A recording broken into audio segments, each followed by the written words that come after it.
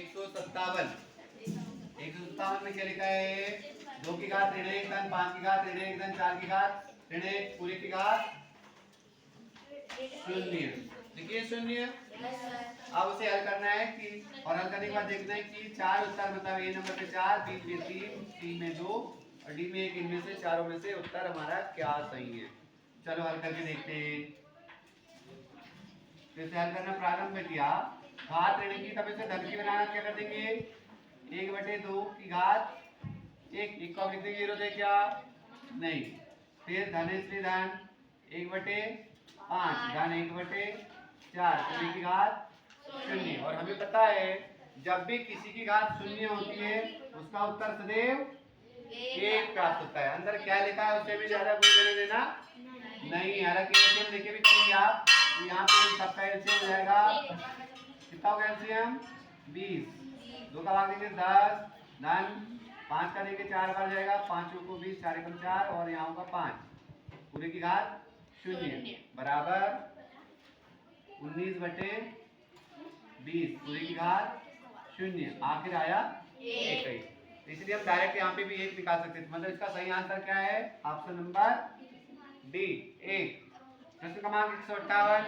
158 में लिखा है कौन सा कोष्टक है ये? सर्पाकार मीन्स मंझला कोष्टक बोलते हैं। फिर छोटा कोष्टक ऋण 3/5 पूरे की घात 2 सर्पाकार कोष्टक बंद का मान होगा, है ना।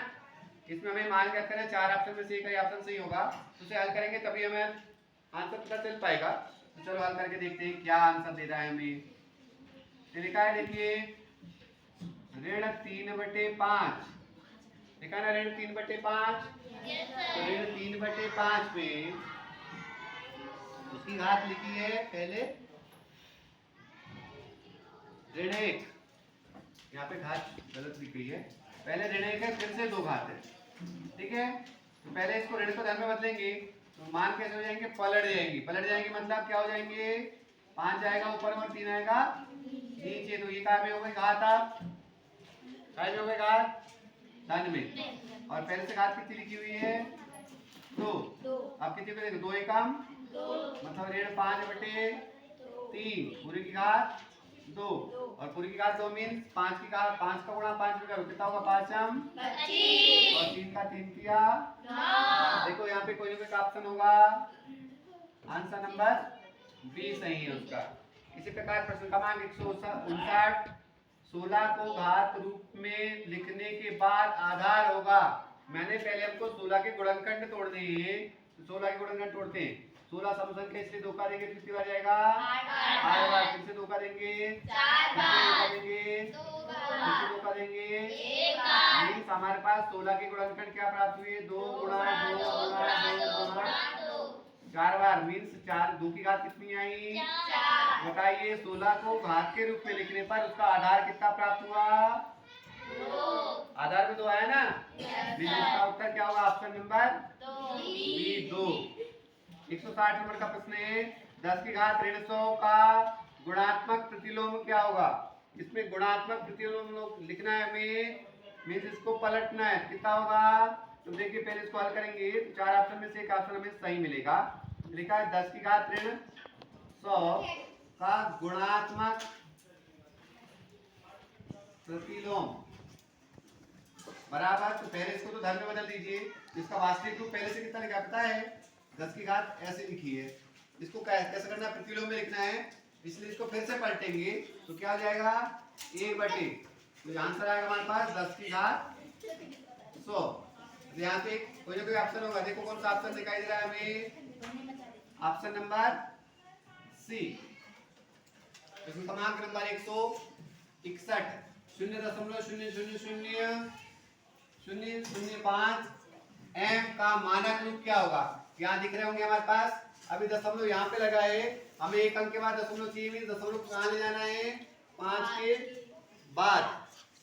तो कितने अंक ले जा रहे हैं? देखिए 1 2 3 4 5 6 7 मीन्स क्या होगा? 5.0 गुणा 10 की घात ऋण 7। यहाँ कहीं लिखा होगा, कहाँ लिखा है? कहाँ लिखा? देखिए ये लिखा है, इसे दशमलव पीछे शून्य लगाने की जरूरत नहीं है, क्या है देखो 5 गुणा 10 की घात ऋण 7, ऑप्शन नंबर ए। अगला प्रश्न लिखा देखो 162, 3 की घात शून्य धन 4 की घात ऋण 1 गुणा 2 की घात 2 का मान क्या होगा। इसमें भी 4 उत्तर जिनमें से एक ही सही है, तो कौन सा आंसर सही है, तो उसे हल करके देखते हैं कौन सा आंसर हमें सही प्राप्त होता है।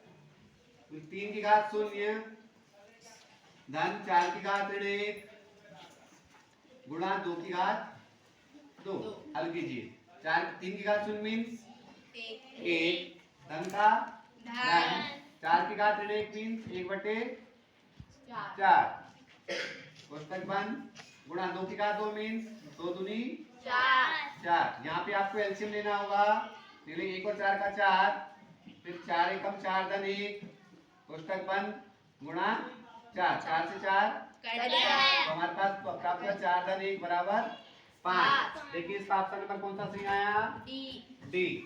ठीक इसी प्रकार प्रश्न क्रमांक 163 है, इसमें लिखा है 4 की घात ऋण 3 गुणा 4 की घात 3। हम इनके भी 4 ऑप्शन में से एक ऑप्शन सही होगा, तो इसे हल करके देखते हैं क्या आने वाला है। देखिए आधार कैसे है इसके समान और बीच में चिन्ह का लगा है मतलब जब आधार समान होते हैं और गुणा में होते हैं तो घातें जुड़ जाती हैं। तो 4 3 धन एक हाथ ऋण की है और एक हाथ धन की है, तो ऋण 3 का ऋण 3 धन 3, फिर से बीच में धन इसलिए धन, यहाँ पे भी आधार समान है तो घातें यहाँ पे भी क्या होंगी, जुड़ जाएंगी। हाँ। तो कितना आएगा देखिए यहाँ पर 2 की घात 3 ऋण 3, तो 4 की घात 3 ऋण 3 मीन्स कितना आया, 4 की घात 3 ऋण 3, 4 की घात 0। फिर यहाँ पे भी 2 की घात 3 ऋण 3, 2 की घात तो कितना हो गया, किसी की भी घात 0 1, फिर धन का धन 2 की घात 0 1, कुल मिला के आंसर 2 मीन्स इसका सही ऑप्शन क्या है, ऑप्शन नंबर डी 2। प्रश्न क्रमांक 164, 3 की घात 2 पूरे की घात 4 भागित 9 की बटे 4 पूरे की घात 2 का मान क्या होगा, इसे भी हल करना होगा। चलो हल करके देखते हैं क्या प्राप्त होता है हमें। तो क्या लिखा हुआ है यहाँ पर 3/4 है ना, उसकी घात कितनी लिखी है 4, कितने बार लिख दे उसको, लिख दे 4 बार,